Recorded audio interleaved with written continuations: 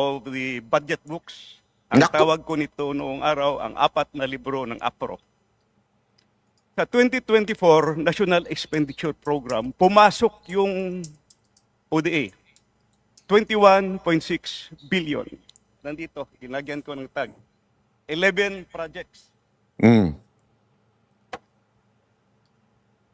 Pagdating sa GAB 1, General Appropriation Bill, white book with red letterings. Pumasok din, fitful copy, 11 projects, 21.6 billion. Pagdating sa GAB 3, third reading dito sa House of Representatives, pinawasan ng 5.4 billion, ang naiwan 16.1 billion. So sa House of Representatives pa lang, binawasan na yung ODA. And you know what happened pagdating sa GAA? Sige nga, Pagdating sa tingnan nga. GAA, this is now the product of both the Senate, the House of Representatives, at saka sa BICAM. Zero kinatay yung buong Naka! ODA. Nakakahiya sa ating mga foreign creditors. Kinapchap ba? Punta naman tayo sa 2025. Mm. Ito yung ginawa. As is, yung proposal, National Expenditure Program, 11 projects, foreign funded, 11 total of 27.5 billion nandito. Nilagyan ko ng marker.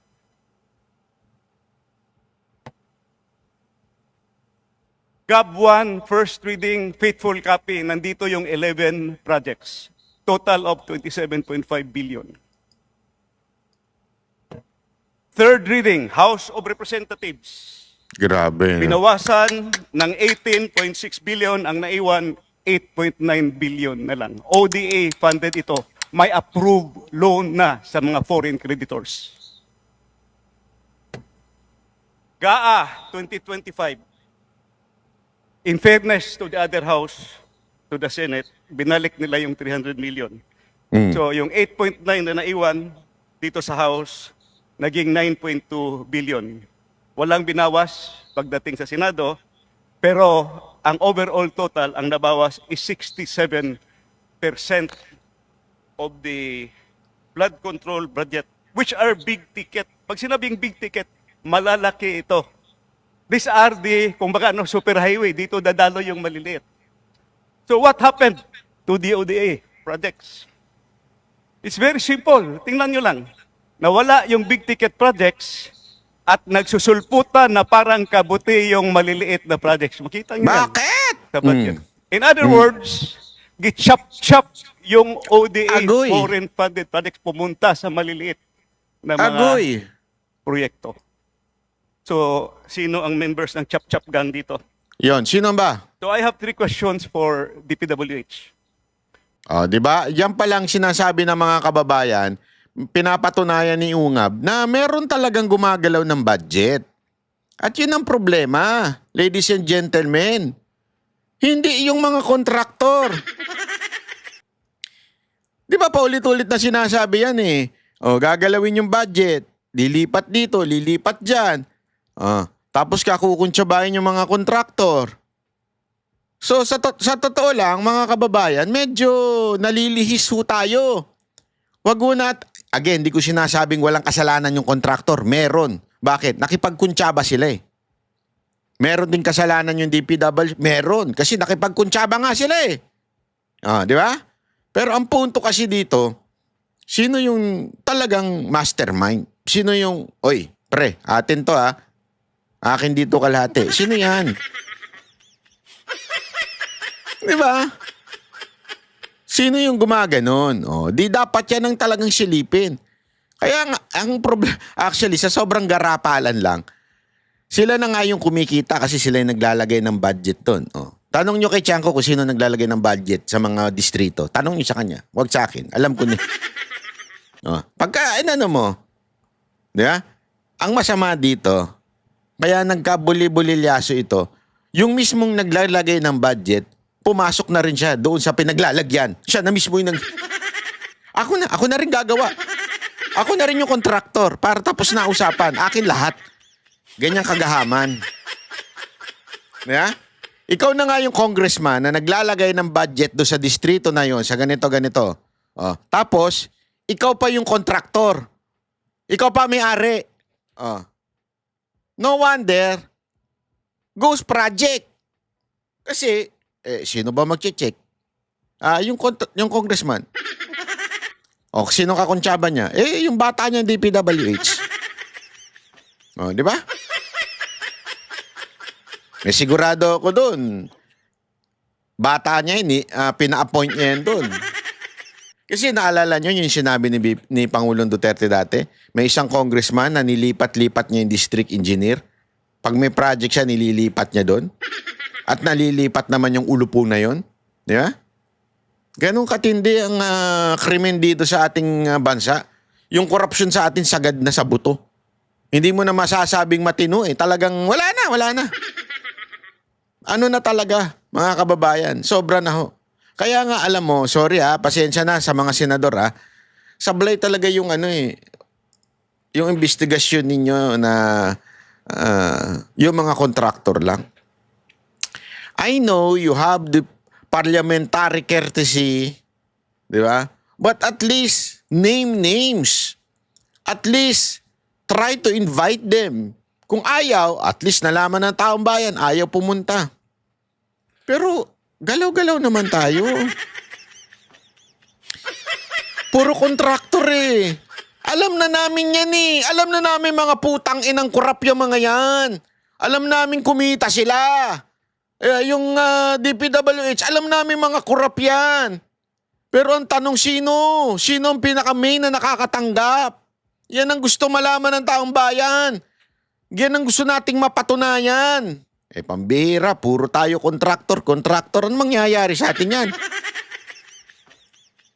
Kaya nga, alam mo mga kababayan, tama yung sinabi ng iba, moro-moro eh. Alam mo, may mga nakakausap na ako na mga mamamayan na, alam mo, sagot nila, wala naman mangyayari dyan eh. Investigasyon, hearing. Ang dami ng hearing. Wala naman nangyayari, wala naman nakukulong. Hindi, alam mo, walang biro Sometimes, mali din yung thinking na, kasi sinasabi pa nga ng iba, pag may hirap wala nang hearing, kulong na kagad. Nagnakaw lang ng kapiraso, kulong na kagad. Minsan, kung titingnan mo naman yung proseso, siyempre, may due process eh. Nagkataon nahuli kasi yon kaya nahuli on act, kaya nakulong. Yun ang paliwanag doon. Pero gayon pa man, yung frustration sa mga mamamayang Pilipino na tangina hearing na naman. Nag-hearing na tungkol nung kay Duterte, may nakulong ba? Wala. Oh. Meron ba? Wala. Ang dami na pong hearing. Ito na naman ng hearing, may makukulong ba dyan? Yan ang, hindi, again ito po ay sentimiento ng mga Pilipino. Hindi lang po ito sa akin I understand that there is a due process. But again, I'm just voicing out the sentiments of the Filipino people na nagsasabing, moro-moro lang naman nangyayari. Gusto namin malaman kung sino talaga ang punot dulo. Kasi hindi naman mangyayari itong pagnanakaw ng mga kontraktor at na DPWH na walang bossing niya mga yan. Hindi ba sila matatanggal sa posisyon? Yan ang tanong ng taong bayan eh. Hindi ba sila makukulong man lang kahit kapiraso? Alam mo yun? Alam mo, pasensya na sa mga senador kaibigan natin yung iba dyan, kakilala natin yung iba dyan, at sa mga, hindi ko napapansin yung congressman. Mga congressman, obvious naman pagtatakpan nila yan eh.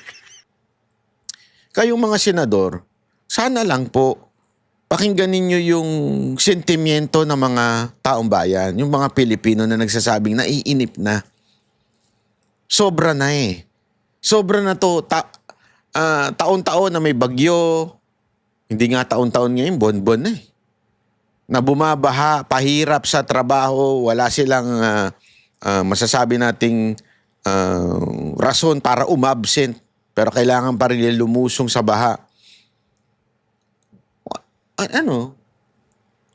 Wala pa bang dyan? Makukulong na opisyal ng gobyerno? Alam natin yan eh. Hindi DPWH yan. Maliit na isda yan. Alam natin kung sino. Ayan na Ibinigay na nga ni ni VP Sara Duterte. Ito, pati si Ungab, sinasabi na niya, ganito ang nangyayari. Yan ang ano sabi ko nga sa inyo, di ba? Yung ating halimbawa na snake.